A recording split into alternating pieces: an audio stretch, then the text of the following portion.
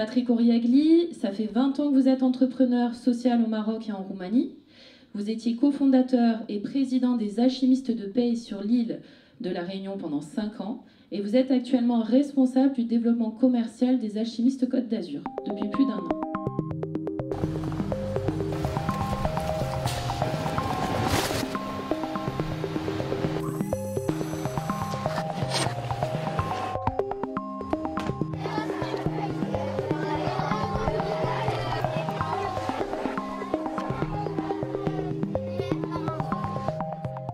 Pour les alchimistes, les déchets alimentaires, ce sont tout simplement des ressources. On a une formule qui est 12 déchets à l'assiette, donc on pourrait dire 12 déchets à l'assiette au champ, parce que lorsqu'ils sont triés, donc séparés des autres déchets, ils peuvent être compostés localement, et localement, les composts peuvent être réintroduits pour aller nourrir les sols. Et c'est des ressources qu'il faut absolument sauver de l'incinérateur. Bientôt, une loi devrait faire en sorte que ce sera pleinement le cas, et on en est très heureux.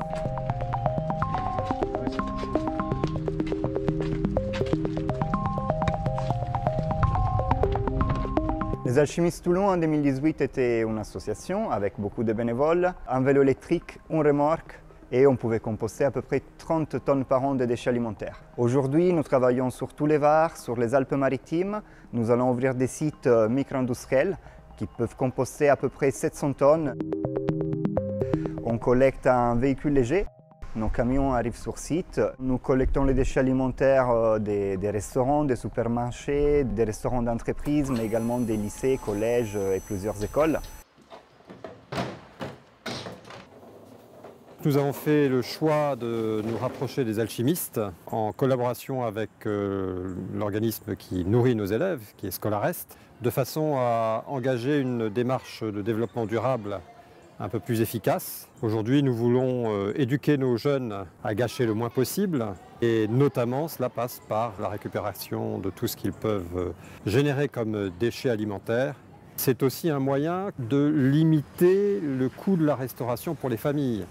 La difficulté étant que le coût de la restauration intègre les déchets.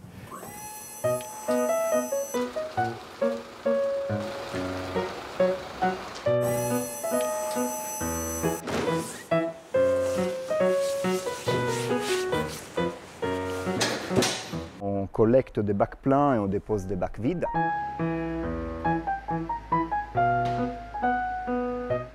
Les déversés sur une table de tri où un opérateur enlève tout ce qui n'est pas déchets alimentaires.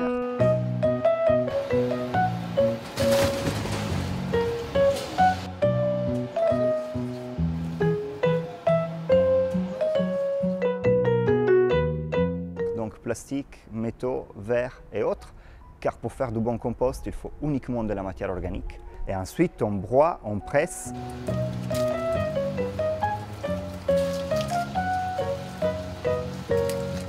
Et on mélange les déchets alimentaires avec des copeaux de bois. Donc on crée cet équilibre nécessaire au processus de compostage, des azote, carbone, humidité, oxygène. Et ensuite, on a des jolis tas qu'on va composter. Le process prend 2 à 4 mois selon les degrés de maturité qui est visé. Et en fin de cycle, nous pouvons tamiser les composts pour avoir des granulométries fines. On peut avoir du 10 mm, du 20 mm, du compost non tamisé, du paillage. On propose plusieurs produits, tous excellents en agriculture.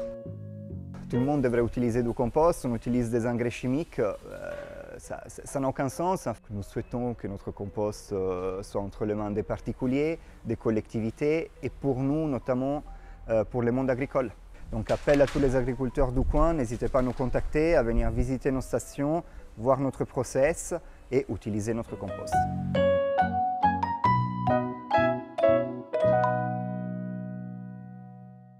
Qu'est-ce qui vous a motivé à créer une entreprise à impact social et environnemental ? Bonjour à tous, merci pour cette invitation.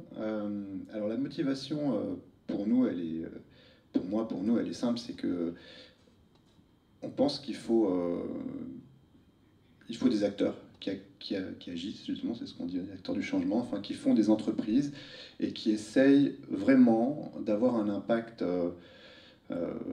concret sur l'environnement et socialement aussi, puisqu'on travaille, alors c'est vrai que moi dans mes différentes activités précédentes et puis dans celle-ci, on met au cœur le fait d'avoir des personnes qui peuvent être un peu fragiles, vulnérables, peut-être qui ont différentes difficultés, qui les cumulent souvent et qui peuvent trouver un emploi, en l'occurrence un emploi local, un emploi non délocalisable. Alors c'est les structures d'insertion par activité économique. Nous, en l'occurrence, on n'en est pas une. On est une entreprise solidaire d'utilité sociale, mais je pense qu'on y reviendra. Je peux enchaîner là-dessus si vous voulez, si c'est la prochaine. Donc en gros, on met dans nos statuts et dans nos pratiques des choses très importantes, comme justement le fait d'embaucher des personnes en difficulté. Donc le statut, c'est ESUS, donc c'est une entreprise solidaire d'utilité sociale. Exactement. Donc c'est un label qui reconnaît plusieurs choses, dont l'impact environnemental également, qui est au cœur du projet. Donc le fait de mettre de la vie dans les sols, le fait d'embaucher, de travailler avec des personnes, des associations, des organisations d'insertion, et plusieurs choses comme pas trop d'écart entre le plus petit et le plus gros salaire, le fait de ne pas redistribuer du dividende. Enfin, il y a plusieurs choses dans les statuts qui font qu'on est une entreprise sociale. C'est une façon de travailler à un monde un peu différent qui met le sens, qui met d'autres valeurs que juste la valeur économique et la rentabilité. Il faut aussi de la rentabilité parce que sinon on continuerait pas, sinon on vivrait pas très longtemps. Donc c'est ça aussi qu'on apprécie dans ce projet-là, c'est que c'est un projet qui est économiquement viable et qui se développe, mais qui est toujours d'abord le souci de l'autre, le souci de nos salariés, le souci de nos clients, de nos partenaires, et puis surtout le souci des sols et de la planète. Ça, on va en reparler. Merci. Alors, une autre question, même si peut-être tu en as déjà un peu parlé avant, pour vous, parce que c'est intéressant de savoir, parce que vous êtes quand même une entreprise, enfin vous êtes les premiers de la classe, vous avez la partie environnementale, la partie sociale déjà intégrée en fait à l'intérieur de l'entreprise. Et donc c'est intéressant de savoir quels ont été les freins dans la mise en place de ce projet. Parce que souvent, enfin, on a l'impression de l'extérieur que c'est très difficile. Et c'est pour ça que je voulais que tu nous partages cette expérience-là. Est-ce que ça a été des freins très forts ou est-ce que ça a été apprécié tout de suite par tes collaborateurs ou tes partenaires ou d'autres personnes ? L'avantage, c'est que pour moi, comme les fondateurs, moi je ne suis pas fondateur des Alchimistes Côte d'Azur, j'avais fondé les Alchimistes à La Réunion comme tu l'as dit. Oui, c'est Cédric Davoine et Anne-Sophie et Davidé, avec le bel accent italien qu'on a vu aussi juste avant. 3 cofondateurs. Donc, l'intérêt, c'est vraiment qu'on a une grosse motivation, quoi. Donc, quand on a vraiment envie, alors c'est ça, je pense qu'il y a des jeunes aussi dans la salle, quand on a vraiment envie de faire quelque chose, quand on met beaucoup de passion dans ce qu'on fait en général, et puis là, en l'occurrence, quand on fait une entreprise qui veut changer les choses, parce que c'est vraiment le but de ces 3 personnes, et puis du collectif, on est une trentaine maintenant sur la Côte d'Azur. Les Alchimistes, c'est aussi un réseau national avec à peu près 300 personnes un peu partout, donc il y a quand même une vraie envie, donc ça fait passer tous ces obstacles. Alors c'est pas facile, c'est jamais facile, c'est toujours pas facile, hein. Il faut convaincre les restaurants, les lycées de faire une action concrète sur leurs déchets et sur le climat. Donc ces freins, ils sont aussi souvent, on l'a vu. Donc là, nous, on a encore nos plateformes, elles sont encore dans le Var. Alors là, c'était celle de la Farley, dont on s'est rapproché, on est à Puget, on en a une également. On n'a pas encore dans le 06, on cherche activement depuis un moment, mais pas évident de trouver du foncier adapté à ce qu'on veut. Je ne vais pas rentrer en détail, mais c'est pas facile. Et donc ça, c'est un frein. Les freins, il y a une réglementation. Davidé, il disait qu'il espère que ça va bientôt se passer. C'est le cas, hein. Depuis 2024, tout le monde est censé trier et valoriser ses biodéchets. Or, c'est assez peu appliqué, donc il y a assez peu de collectivités qui ont mis en place ça pour leurs administrés. Il y a une expérimentation à Cannes, il y a des choses qui sont faites, c'est pas rien par exemple, mais c'est pas grand chose. Il y a des régions qui sont un petit peu plus avancées, des départements, etc. Donc ça, c'est un frein. Donc l'application de la loi, si on veut, mais nous on n'est pas la police, c'est pas ça qui nous intéresse. La loi, le fait, c'est que on fait vraiment une action concrète. Alors oui, le problème, c'est que ça peut avoir un coût. On peut le faire de diverses manières, hein. Ça peut être soi-même faire son compost. Moi, je le fais à la maison. J'espère vous aussi. D'ailleurs, combien font leur compost dans la salle, que je regarde un peu, qu'on soit un petit peu rassuré. Voilà, il y en a quand même quelques-uns. C'est pas la moitié, mais on n'est pas loin. Alors, c'est pas représentatif, hein, parce qu'en général, c'est beaucoup moins, malheureusement. Donc, faire son compost soi-même, c'est ce qu'il y a de mieux. Pas user de camion. Si on pouvait le faire, on le ferait. D'autres le font. Il y a d'autres associations qui proposent des choses, de faire soi-même, etc. Super. Nous, en fait, le parti pris, ça a été de dire que il y en a quand même aussi beaucoup qui n'ont pas la capacité, la possibilité de le faire, ils n'ont pas d'espace, ils n'ont pas forcément les ressources humaines, envie de faire, etc. Donc on leur propose de collecter et de faire pour eux ce compost en grande quantité pour avoir aussi un impact significatif parce qu'on va aller mettre beaucoup de compost dans les champs et notamment dans les vignobles du Var. Donc les freins, ils sont de tous ces ordres-là. Ils sont maintenant convaincre de dépenser un peu d'argent parce que on vit tous, on est payé quand même, etc. Donc il faut, il faut que ça coûte un peu. On n'a pas beaucoup d'aide là-dessus. On n'a pas du tout. Donc c'est un coût en plus souvent, difficile à justifier pour certains. Merci. Et à contrario, justement, les leviers, est-ce que vous avez eu des personnes qui vous ont aidé dans la création de l'entreprise tout de suite, qui vous ont soutenu, comme nous avec le festival, par exemple? À tous les niveaux. Oui, alors il y a des leviers qui sont déjà au niveau quand même de l'État, avec l'ADEME, l'Agence de la transition écologique, qui évidemment cofinance nos plateformes par exemple, et nous aide. On fait de la recherche-développement aussi avec l'ADEME, qui est cofinancée par l'ADEME, sur quel compost, pour quel type de culture, pour vraiment... En fait, le compost, alors ça me paraît évident, certains le font, on adore ça, ou alors on ne connaît pas. J'en ai apporté un peu pour ceux qui ne connaissent pas, d'ailleurs, pour que vous voyez ce que c'est, si vous ne savez pas. C'est quelque chose de très... il le montrait d'ailleurs dans le film, on peut maturer différemment, on peut avoir une granulométrie différente. Nous, ce qu'on veut, c'est étudier l'impact, enfin, le résultat. On fait des analyses sur différentes cultures pour voir si ça fonctionne bien, si c'est mieux sans, avec, si on compare, etc. Donc c'est un gros projet, ça fait déjà un peu plus d'1 an qu'on fait ça, et donc l'idée c'est vraiment de mesurer l'impact du compost sur les champs. Donc l'ADEME, après oui, il y a quelques restaurateurs engagés, j'en ai un là, la Maison Joya à Nice, qui vient de nous rejoindre d'ailleurs, par exemple, je les vois là, donc je les salue et je les félicite. Un super restaurant gastronomique, c'est deux au Goemio, hein, c'est ça aujourd'hui, donc bravo. Et donc oui, donc les restaurateurs engagés, à Cannes on a des grands hôtels comme le Martinez de Carlton qu'on a bien vu à Cannes pour d'autres choses, les paillettes du festival, mais ils se sont engagés donc des groupes, des labels, Clé Verte, etc. Après, je dirais c'est plutôt les forces vives, donc je disais les alchimistes, là, les 300 personnes à peu près en France, c'est quasiment que des jeunes, hein. Je suis largement le plus vieux de toute la bande, quoi. On doit avoir une moyenne d'âge de 25 ans sur le réseau, et donc ça fait quand même ça fait du bien, ça donne de l'espoir. Il y a quand même beaucoup de jeunes qui ont envie de faire des choses, qui ont envie de faire changer, ont envie de bouger les lignes, donc on a cette aide-là qui vient de l'intérieur, on commence à penser autrement, comment s'impliquer, comment s'engager dans la société aujourd'hui, j'ai l'impression. En tout cas, ça donne de l'espoir. Complètement. Est-ce que vous avez des projets actuels sur les Alpes-Maritimes qui peut-être sont prévus? Par exemple, des personnes, des futurs secteurs d'activité parce que tu parlais des hôtels, des restaurants, mais est-ce que vous avez d'autres fournisseurs? Clients. Ouais. Enfin, fournisseurs, ouais, aussi. Oui, alors...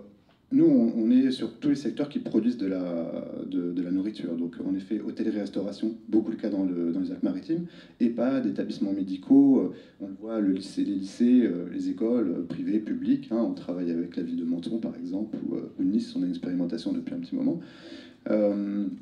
Maintenant, on commence à travailler un peu avec la grande distribution aussi. C'est plus compliqué, c'est beaucoup d'emballés, c'est d'autres logiques, c'est plus sur le prix, etc. Donc, on est un peu moins à l'aise. Mais voilà. Après... La dernière étape, c'est un peu les ménages, c'est les particuliers. Donc on le fait, on a des expérimentations sur quelques collectivités dans le Var et métropole de Toulon. Pour l'instant, alors je sais, Madame Brunto était là tout à l'heure, il y a eu une expérimentation, il y a des projets qui sont là. Donc pour l'instant, nous, on n'a pas été... il y a des composts en ville. Exactement. Il y a des bornes d'apport volontaire en expérimentation aussi. Donc ça, nous, on le fait à Paris, à Lyon, dans plusieurs villes. Et puis dans le Var, on a commencé également. Et c'est quelque chose qu'on aimerait développer parce que théoriquement, tout le monde est censé le faire.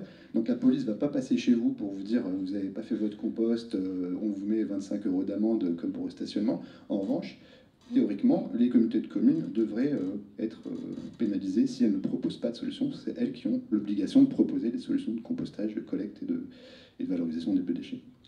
Peut-être un futur projet à Cannes ou dans les environs, avec les institutions. Ça peut être bien, intéressant. On aimerait bien, mais enfin, on se connaît déjà, mais on aimerait que ça avance plus vite. Alors, si tu devais résumer en un mot ou une image la démarche des alchimistes. En un mot ou en une image. Alors, c'est la dernière question, ça. C'est la dernière question parce que C'est pas, on n'est pas du tout malheureusement, préparé. on a pris Hein. un peu de retard. Voilà. Non, alors j'ai pas un mot, une image, mais en fait, je suis en train de lire un super livre que Cédric m'a conseillé, d'ailleurs, qui s'appelle Rendre l'eau à la terre. Je vous le conseille, pour ceux qui l'ont lu. Est-ce qu'il y en a qui le connaissent d'ailleurs? Oui. Ouais, une personne, deux. Et ben pour les autres, je vous le conseille fortement. Et j'ai juste une phrase. L'image, en fait, c'est le castor. Avec Baptiste Morisot. Exactement. Et du coup, je lis une phrase. Ok. Comment ramener l'eau à la vie? On parlait de l'eau tout à l'heure, donc tout est lié. Hein. En enquêtant sur le temps profond des rivières, on découvre qu'elles ont coévalué avec une forme de vie qui travaille depuis des millions d'années à hydrater les milieux, le castor. Il ralentit l'eau, l'infiltre dans les sols, la purifie et la donne en partage à tous les vivants. Il façonne ainsi des oasis de vie qui peuvent nous aider à traverser les sécheresses, les feux et les crues. Son action amplifie la vie.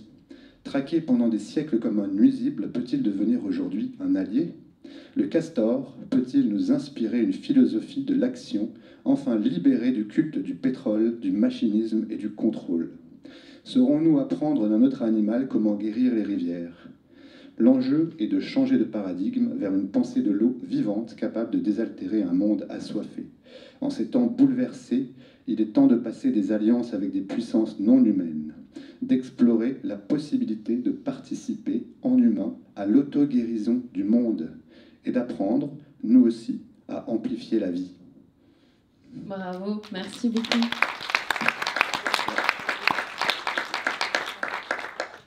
Alors, on peut avoir une ou deux questions et après, il faut qu'on suive. Est-ce que vous avez des questions dans le public? Ne soyez pas timide. Pourquoi ce nom, les alchimistes? Ouais, c'est un peu une boutade par rapport à la transformation du plomb en or de l'alchimie à la base. C'est l'alchimie de la vie. Enfin, c'est un mot qui nous parle parce qu'il résume en un mot un peu la démarche qu'on a. On transforme des déchets qui sont mauvais, qui sont peut-être des problèmes, en une ressource qui a une grande valeur pour les sols et pour la planète. Donc on s'est dit que c'était un mot qui résumait bien cette chose-là, facile à retenir et qu'on aime bien. Une autre question?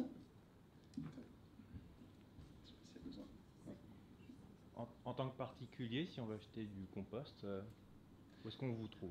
Bah, j'en ai un petit sac là, si tu veux. Non. Oui, alors on vend un petit peu dans certains Biocoop, par exemple, ou je ne sais pas de pub, mais il y a quelques magasins, assez peu, parce que comme je le disais, nous vraiment notre cible c'est les agriculteurs, on veut vraiment mettre dans le sol là où il y en a vraiment besoin. Maintenant, voilà, c'est de manière anecdotique, on a quelques points de vente, on n'est pas super fort là-dessus en fait. On donne aussi à nos clients de collecte.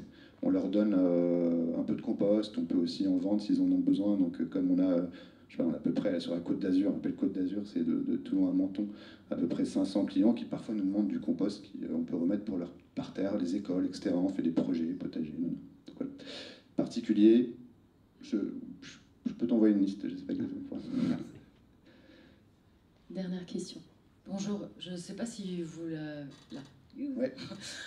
Je ne sais pas si vous l'avez dit et que j'ai raté l'info. Est-ce que, quid de tout ce qui est viande, fromage et tout? Est-ce que vous prenez vraiment tout au niveau sanitaire? Du coup, vous demandez à mettre de côté tout ce qui est os, poisson? Non, on prend tout. Alors dans le film, il montre qu'on broie tout. Donc on peut mettre des os, justement, des arêtes, du poisson, etc. Il n'y a pas de problème avec ça. On n'a pas à trier ce qu'on ne met pas, c'est ce qui n'est pas alimentaire. Voilà. Donc ça peut être organique parfois, comme par exemple les serviettes en papier, ce genre de choses, la vaisselle compostable. Vaisselle compostable, on ne prend pas trop parce que ça va occulter, ça va faire qu'on ne voit plus trop ce qu'il y a dans les sacs. Et du coup, on va devoir tout enlever pour trier, pour voir s'il n'y a pas d'autres erreurs, comme du plastique, du verre ou des fourchettes. Mais bon, on prend tout ce qui est alimentaire. On a des agréments sanitaires sur nos sites, sur nos plateformes, pour les sous-produits animaux, donc pour tout ce qui est viande, poisson. Donc on peut tout prendre. Il y a pas à trier, c'est juste il faut un bac avec tous les déchets alimentaires dedans. Merci. Si vous avez des questions après, on fera la pause un peu plus tard et vous pouvez aller voir Patrick pour lui poser toutes vos questions. Merci beaucoup. Merci à toi.